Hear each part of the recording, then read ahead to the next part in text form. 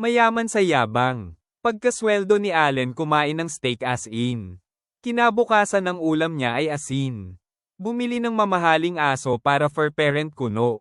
Pag-uwi sa bahay naputulan ng Meralco. Sa ganda ng sasakyan niya ay hindi halatang gipit. Pero sa hulog buwan-buwan namimilipit. Sino mag-aakalang walang siyang pera?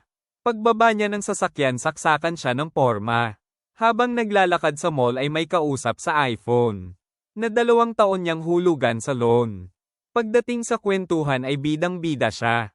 Lahat alam niya pagdating sa pera. At unlimited ang budget kung makapanlibre siya. Money is not a problem ayon sa kanya. Kaya itong credit card niya na maximize na. Gumastos ng bongga para sa girlfriend makapag-propose. Siyempre naman para sa Facebook ay may mae-post. Mga post niya ay yayamanin. At hindi kakayanin ng mga inggitin. Parang ang perfect ng buhay. Pero kung magparinig laging may kaaway. Kaya gawain niyang manginggit. Kapag ang ulo niya ay mainit. Feeling blessed. Nag-post siya ay nasa Thailand. Pero hindi nakapagbayad sa paluwagan. Paano na niyan siya pa naman ang nanguna sa swelduhan? Kapag nasa fast food laging sa order ay naiinis.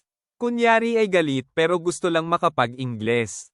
Sa coffee shop laging naka-venti. Kahit ang natitirang pera ay 20. Habang nagkakape ay panay ang kwento. Baka next year daw ay kukuha siya ng kondo. Ang yaman sa yabang kung magsalita parang totoo. Ito na nga sweldo de peligro. Ginupit niya ang toothpaste para makapagsipilyo.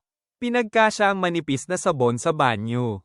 Inutang pa sa tindahan ang sigarilyo. Ang kaysa isang itlog ay pinirito. Pero mukhang yayamanin pagpasok sa trabaho. Kung gusto ninyo ng mga kwentong na mananatili sa inyong puso, huwag kalimutang mag-like at mag-subscribe.